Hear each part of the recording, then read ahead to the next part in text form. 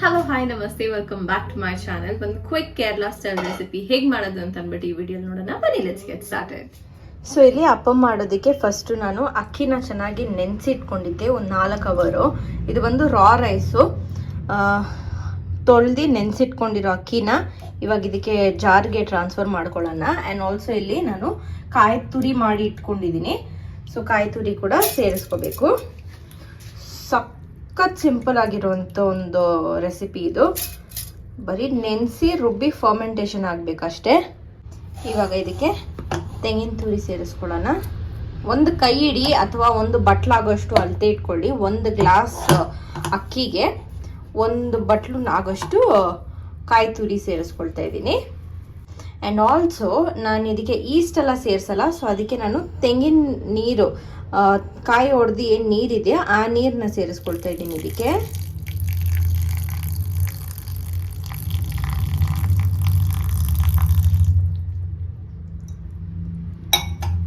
ಇವಾಗ ಇದನ್ನ ಚೆನ್ನಾಗಿ ಫೈನ್ ಪೇಸ್ಟ್ ಮಾಡ್ಕೊಳ್ಳೋಣ.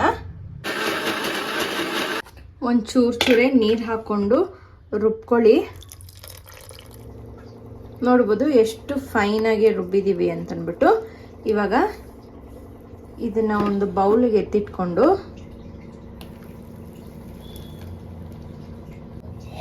ಇದಕ್ಕೆ ಒಂಚೂರು ನೆನೆಸಿರೋಂಥ ಅವಲಕ್ಕಿ ಅಥವಾ ಬೇಯಿಸಿರೋಂಥ ಅನ್ನ ಹಾಕಿ ರುಬ್ಕೋಬೇಕು. ನಾನು ಇಷ್ಟು 1 ಗ್ಲಾಸ್ ಅಕ್ಕಿಗೆ ಇಷ್ಟು ಅನ್ನ ಹಾಕ್ಕೊಳ್ತಾ ಇದ್ದೀನಿ. ಇದಕ್ಕೊಂಚೂರು ನೀರು ಹಾಕ್ಕೊಂಡು ಚೆನ್ನಾಗಿ ರುಬ್ಕೊಳ್ಳೋಣ, ಫೈನಾಗಿ ಪೇಸ್ಟ್ ಮಾಡ್ಕೊಳ್ಳೋಣ. ಇವಾಗ ಇದಕ್ಕೆ ಚೆನ್ನಾಗಿ ರುಬ್ಕೊಂಡಿರುವಂಥ ಅನ್ನ ಸೇರಿಸ್ಕೊಳ್ಳೋಣ. ಇವಾಗ ಇದಕ್ಕೆ ಹೋಗುತ್ತೆ ನಮ್ಮ ಮ್ಯಾಜಿಕ್ ಇಂಗ್ರೀಡಿಯೆಂಟ್, ಉಪ್ಪು ಜೊತೆಗೆ ಸಕ್ಕರೆನೇ ಇದಕ್ಕೆ ಫರ್ಮೆಂಟೇಷನ್ಗೆ ಹೆಲ್ಪ್ ಮಾಡೋದು. ಸೊ 1 ಸ್ಪೂನ್ ಸಕ್ಕರೆ ಹಾಕಿ ಇವಾಗ ಇದನ್ನ ಚೆನ್ನಾಗಿ ಮಿಕ್ಸ್ ಮಾಡ್ಕೊಳ್ತೀನಿ. ಮಿಕ್ಸ್ ಮಾಡಿ ಕ್ಲೋಸ್ ಮಾಡಿ ಇಟ್ಬಿಡೋಣ. ಇನ್ನು ಇದು ಬೆಳಿಗ್ಗೆಗೆ ಓಪನ್ ಮಾಡಿ ನೋಡೋಣ ಎಷ್ಟು ಚೆನ್ನಾಗಿ ಫರ್ಮೆಂಟ್ ಆಗಿರುತ್ತೆ ಅಂತ. ಚೆನ್ನಾಗಿ ಮಿಕ್ಸ್ ಮಾಡ್ಕೊಳ್ಳಿ. ಯಾವುದೇ ರೀತಿಯಾದಂಥ ಸೋಡಾನೋ ಅಥವಾ ಈಸ್ಟೋ ನಾನು ಯೂಸ್ ಮಾಡ್ತಾ ಇಲ್ಲ ಇದಕ್ಕೆ. ಬೆಳಗ್ಗೆ ಕೂಡ ನಾನು ಯಾವುದೇ ರೀತಿಯಾದಂಥ ಸೋಡಾ ಈಸ್ಟ್ ಹಾಕೋದಿಲ್ಲ.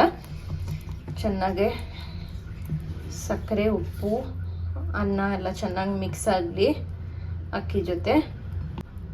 ನೀವು ಇನ್ನೂ ಒಂಚೂರು ಗಟ್ಟಿಗೆ ಬೇಕಂದರೆ ಗಟ್ಟಿಗೂ ರುಬ್ಕೊಂಡು ಆಮೇಲೆ ಇದಕ್ಕೆ ನೀರು ಹಾಕಿ ಸೇರಿಸ್ಕೋಬೋದು. ಬಟ್ ನಾನು ರುಬ್ಬೇಕಾದ್ರೆ ಒಂಚೂರು ತೆಳ್ಳಗೆ ಈ ಥರ ಫ್ಲೋಯಿಂಗ್ ಕನ್ಸಿಸ್ಟೆನ್ಸಿಯಲ್ಲಿ ರುಬ್ಕೊಂಡಿದ್ದೀನಿ ಅಷ್ಟೇ. ಇವಾಗಿದ್ದು ಚೆನ್ನಾಗೆ ಫರ್ಮೆಂಟೇಷನ್ ಆಗಲಿ, ಕ್ಲೋಸ್ ಮಾಡಿಟ್ಬಿಡೋಣ. ಇದು ನಾನಿವಾಗ ಬೆಳಗ್ಗೆ ತೋರಿಸ್ತೀನಿ ನಿಮಗೆ. ಇವಾಗ ಬೆಳಗ್ಗೆ ಆಗಿದೆ, ನೋಡ್ಬೋದು ಎಷ್ಟು ಚೆನ್ನಾಗಿ ಫರ್ಮೆಂಟ್ ಆಗಿದೆ ಅಂತ ಅಂದ್ಬಿಟ್ಟು. ಬ್ಯಾಟರ್ ಒಂಚೂರು ಫ್ಲಫಿ ಆಗಿದೆ, ಚೆನ್ನಾಗಿ ಫರ್ಮೆಂಟೇಷನ್ ಆಗಿದೆ ಆ್ಯಕ್ಚುಲಿ, ಪರ್ಫೆಕ್ಟ್. ಸೊ ನಾನು ಬಂದು ತೆಂಗಿನಕಾಯಿದು ಅದು ಮೇಲ್ಗಡೆ ಬ್ರೌನ್ ಕಲರ್ ಇರುತ್ತಲ್ಲ ಅದು ಸಮೇತ ಹಾಕಿದ್ದೀನಿ. ಅದರಿಂದ ಇದು ಬ್ಯಾಟರಲ್ಲಿ ಆ ಥರ ಇದೆ. ನೀವು ಬೇಕಂದರೆ ಅದನ್ನ ತೆಗೆದುಬಿಟ್ಟು ಬರೀ ತೆಂಗಿನ ತುರಿ ಕೂಡ ಹಾಕೋಬೋದು.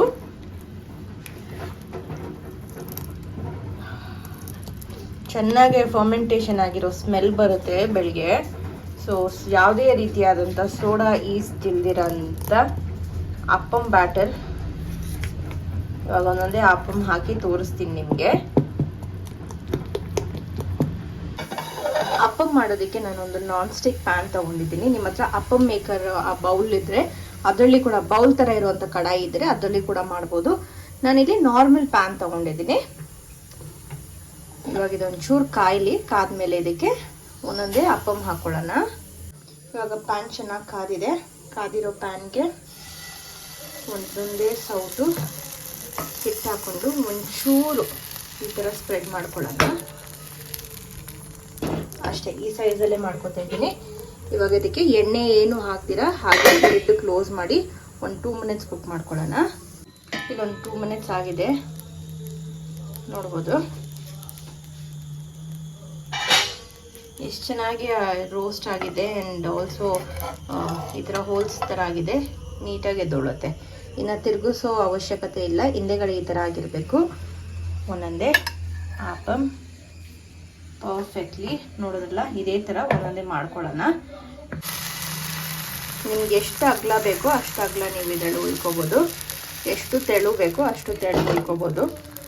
ಅದೇ ಚೆನ್ನಾಗಿ ಫಾರ್ಮೆಂಟ್ ಆಗಿದೆ, ಈ ಥರ ತೂತಾಗುತ್ತೆ. ಇವಾಗ ಇದೇ ರೀತಿ ಒಂದೊಂದೇ ಮಾಡ್ಕೊಳ್ಳೋಣ. ಬಿಸಿ ಬಿಸಿ ಆಪಂ ನೋಡೋದಲ್ಲ ಎಷ್ಟು ಈಸಿಯಾಗಿ ಮಾಡೋದು ಅಂತಂದ್ಬಿಟ್ಟು. ಸೊ ಗೈಸ್ ನೀವು ಮಾಡಿ ನೋಡಿ ಹೇಗೆ ಇದೆ ಅಂತಂದ್ಬಿಟ್ಟು ನನಗೆ ಕಾಮೆಂಟ್ ಸೆಕ್ಷನಲ್ಲಿ ಹೇಳಿ. With this I end my vlog. Thank you so much for watching.